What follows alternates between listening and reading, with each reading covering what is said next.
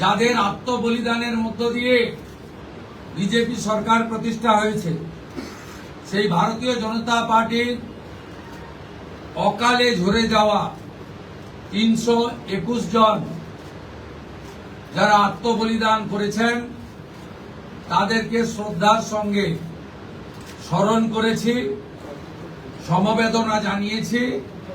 তাদের পরিবারের প্রতি এই সরকার দায়বদ্ধ। তারা যেমন হত্যার বিচারও আশা করেন তা আমরা দেব, সাথে সাথে এই পরিবারগুলি সামাজিক এবং অন্যান্য কল্যাণকর সমস্ত দায় দায়িত্ব আমরা এই সরকার কাঁধে তুলে নিলাম। আমাদের দেশের সুরক্ষার প্রশ্ন, পশ্চিমবঙ্গের সুরক্ষার প্রশ্ন এবং যেভাবে জনবিন্যাস বদলে গেছে, আজকে আমরা প্রথম দিনই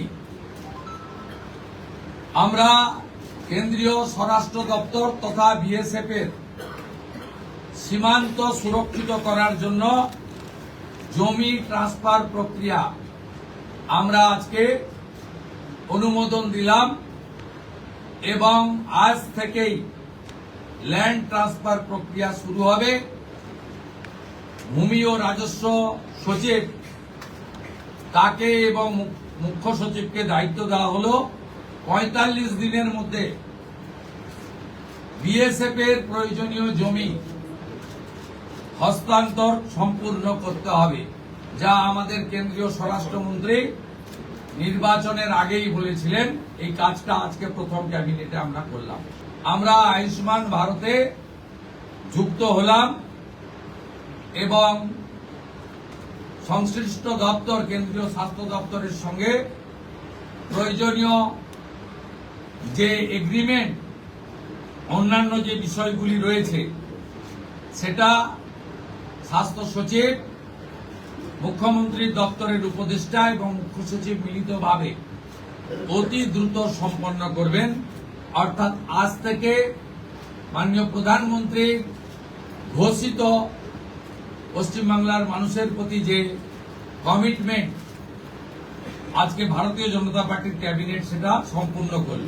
প্রধানমন্ত্রী জন আরোগ্য যোজনা, প্রধানমন্ত্রী ফসল বীমা যোজনা ক্রপ ইন্স্যুরেন্স, প্রধানমন্ত্রী স্কুলস ফর রাইজিং ইন্ডিয়া পিএমশ্রী, প্রধানমন্ত্রী বিশ্বকর্মা, বেটি বাঁচাও বেটি পড়াও, প্রধানমন্ত্রী উজালা যোজনা 3.0 এবং অন্যান্য কেন্দ্রীয় স্কিম বা সেন্ট্রাল গভর্নমেন্ট স্পন্সর স্কিম আমরা যুক্ত হওয়ার সিদ্ধান্ত নিলাম।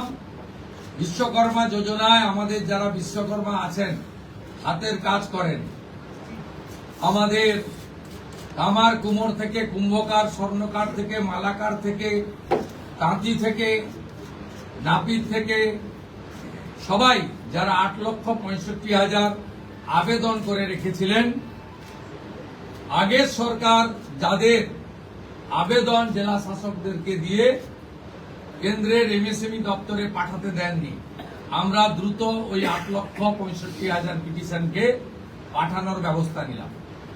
আপনারা জানেন পশ্চিমবঙ্গে 11 কোটি মা বোন দিদি উজালা 1-2 তে বেনিফিটেড হচ্ছেন ভারতবর্ষে। পশ্চিমবঙ্গে 11 কোটির মধ্যে 1,29,00,000 পান, সবচেয়ে হাইয়েস্ট। 400 টাকা কম মূল্যে তারা গ্যাস ক্রয় করেন। প্রধানমন্ত্রী আরো 75 লক্ষ দেশে চালু করেছিলেন এবং বাংলার জন্য কোটা ছিল 15 লক্ষ। গ্রাহক বিতরণ কেন্দ্রে হাজার হাজার দরখাস্ত পড়ে থাকা সত্ত্বেও শুধু রাজনৈতিক কারণে এই পিটিশনগুলো ডিএমরা সংশ্লিষ্ট দপ্তরে কেন্দ্রীয় সরকারের কাছে পাঠায়নি। তাই আমাদের মা বোন দিদিরা বঞ্চিত হচ্ছিলেন।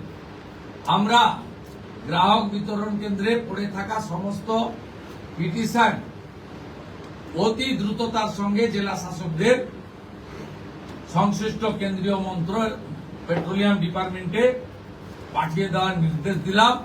এর ফলে উজালা যোজনা 3 তাতে পশ্চিমবঙ্গের আরো কয়েক লক্ষ মা বোন দিদি যুক্ত হওয়ার সুযোগ পেলেন।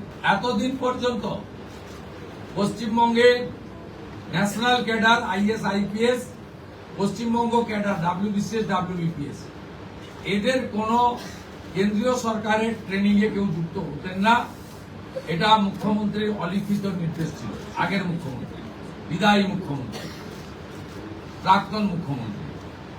আমরা আজকে এই বিষয়ে চিফ সেক্রেটারিকে অন্য রাজ্যের যে নিয়ম আছে সেই নিয়ম ফলো করার জন্য আমরা তাকে এম্পাওয়ার করলাম, দায়িত্ব দিলাম। বিএনএস কার্যকর করা হয়নি, অর্থাৎ অত্যন্ত অবৈধভাবে সংবিধানকে বৃদ্ধাঙ্গুষ্ঠ দেখিয়ে আগের সিআরপিসি আইপিসি চলছিল। আজ থেকে বিএনএস এ যুক্ত হলো পশ্চিমবঙ্গ সংবিধান মেনে। আগের সিআরপিসি আইপিসি এই আইন আর থাকলো না। ভারতীয় ন্যায় সংহিতাতে আমাদের আজ থেকে কাজ শুরু হলো। এরও ছাড়পত্র ক্যাবিনেটের প্রথম দিলেন যে 2015 সালের পরে পশ্চিমবঙ্গে কোনো রিক্রুটমেন্ট হয়নি, তাই প্রচুর শিক্ষিত যুবক যুবতীর বয়স চলে গেছে। 5 বছর এক্সটেনশন, মানে আবেদনের বয়সের ঊর্ধ্বসীমা ক্যাবিনেট মঞ্জুর করলো। এটাও আজকে আমরা করলাম। মনমোহিনী হেলথ কেয়ার, স্বাস্থ্য সেবায় অটুট শ্রেষ্ঠত্বের শিরোপা। জেলায় প্রথম robotic knee replacement, cardiology with cath lab, neurosurgery, specialised trauma unit থেকে স্মাইল ট্রেন, একগুচ্ছ পরিষেবায় নিয়োজিত। Monmohini health care, quality care with personal touch, Berhampore শিল্প তালুক।